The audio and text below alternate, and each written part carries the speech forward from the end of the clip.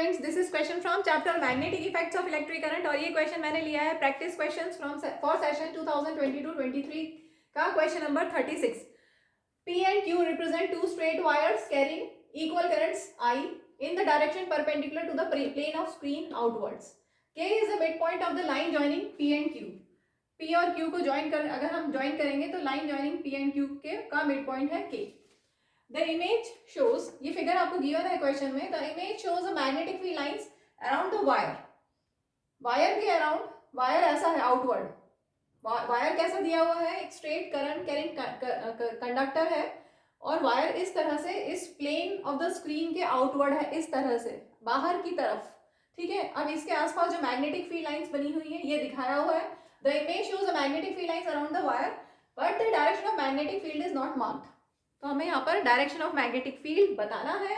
Draw the above image and mark the direction of magnetic field. तो यहाँ पे जब भी आपको मैग्नेटिक फील्ड का डायरेक्शन पूछा है और करंट का डायरेक्शन दिया है तो आप कौन सा रूल यूज करेंगे? Right hand thumb rule. क्या होता है? Imagine you are holding a straight conductor in your right hand side, that thumb is pointing in the direction of current, then wrap of fingers will give you direction of magnetic field. ठीक है, तो current ऐसा है, देखिए यहाँ पर current outward है तो फील्ड का रैप कैसा हुआ? Anti clockwise. दिख रहा है क्लियर सबको? ये करंट इस तरह से जा रहा है तो रैप ऑफ फिंगर्स कैसा हुआ? Anti clockwise. ठीक है, तो यहाँ पर हम बना लेते हैं ये एंटी क्लॉकवाइज, इस तरह से फील्ड का डायरेक्शन है. सेम ऐसे ही क्यू पे भी यही दिया हुआ है, करंट दोनों में आउटवर्ड है, इसमें भी करंट आउटवर्ड, तो यहाँ पर भी एंटी क्लॉकवाइज. तो ये मैग्नेटिक फील्ड का डायरेक्शन हो गया. ठीक है, फर्स्ट पार्ट हमारा हो गया. अब हम सेकंड करते हैं. पार्ट बी में दिया है, if the current in the wire is increased how will the strength of magnetic field around P and Q change. और ड्रॉ हमें करना है magnetic field lines around P and Q to represent this change. तो आपको यहाँ पर बोला गया है कि करंट को हमने इंक्रीज कर दिया, तो आपके पास एक फॉर्मूला होता है B equal to mu 0 I upon 2 pi R. Magnetic field का ये फॉर्मूला है. इस फॉर्मूले के according magnetic field is directly proportional to current. That means if you increase current magnetic field also increases. तो मैग्नेटिक फील्ड ज्यादा हमें यहाँ पे दिखानी है, तो मैग्नेटिक फील्ड स्ट्रेंथ ज्यादा दिखाने के लिए हम क्या करेंगे? मैग्नेटिक फील्ड लाइंस क्राउडेड कर देते हैं.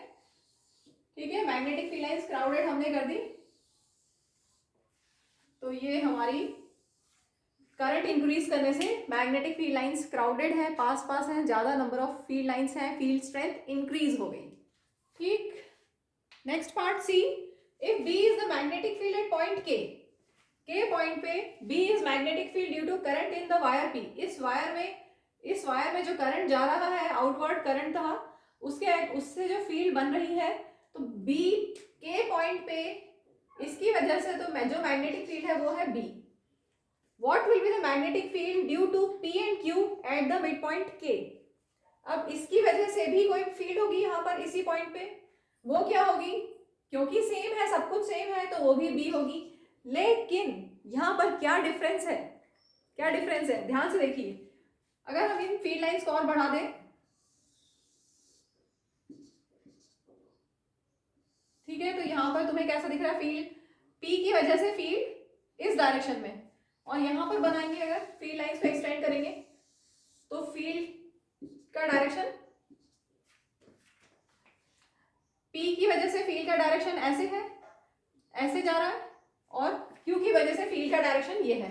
मीन्स मैग्नीट्यूड तो सेम है बट डायरेक्शन अपोजिट है. आपने पढ़ा है ना, magnetic field is a vector quantity, it has both magnitude as well as direction. तो मैग्नीट्यूड तो सेम होगा लेकिन डायरेक्शन अपोजिट है. तो मैग्नीट्यूड सेम लेकिन डायरेक्शन अपोजिट, तो magnetic field at point K क्या हो जाएगी? 0. So magnetic field at point K is 0 as magnetic field due to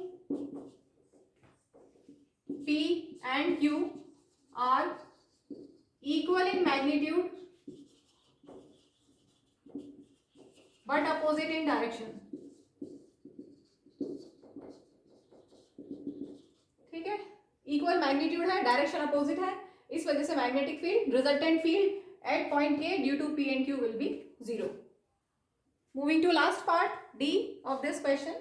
If B is the magnetic field at point K due to current in wire P and the current in wire Q is reversed, what will be the magnetic field at midpoint K? तो यहाँ पे P point की वजह से जो magnetic field होगी वो है B, ठीक है, और उसका डायरेक्शन क्या है, इस तरह से, ये एंटी क्लॉकवाइज हमारा, ठीक है। अब बोला है current in the wire Q is reversed. P में वही सिचुएशन है जो इनिशियली थी, लेकिन Q में करंट का डायरेक्शन रिवर्स कर दिया। मींस पहले करंट ऐसे जा रहा था आउटवर्ड, अब जाएगा inward into the plane of white board, into plane of your copy, आप कॉपी में करेंगे तो, ठीक है। तो अब करंट ऐसे, ध्यान से देखिए, करंट अंदर की तरफ जा रहा है इनवर्ड, Q के केस में करंट इनवर्ड जा रहा है, तो फील्ड का डायरेक्शन क्या हुआ? अभी मेरे रैप ऑफ फिंगर्स देखो, ये फिंगर्स का रैप कैसा है, कैसा दिख रहा है आपको, कैसा दिख रहा है ये फिंगर्स का रैप? क्लॉकवाइज, ठीक है। तो अगर करंट इनवर्ड है तो इस केस में ये हुआ क्लॉकवाइज। क्लॉकवाइज मतलब जैसे क्लॉक के हैंड्स मूव करते हैं वैसे, ठीक है। तो इसकी वजह से भी यहाँ जो फील्ड बनेगा वो B होगा, मैग्नीट्यूड दोनों का सेम, डायरेक्शन भी सेम, तो ऐड हो जाएगा। सो मैग्नेटिक फील्ड कितनी हो जाएगी? 2B, क्योंकि दोनों का डायरेक्शन सेम है। Magnetic field is a vector quantity, it has both magnitude and direction. Magnitude दोनों का B है, डायरेक्शन भी दोनों का सेम है, so they will add up and the resultant field at K will be 2B।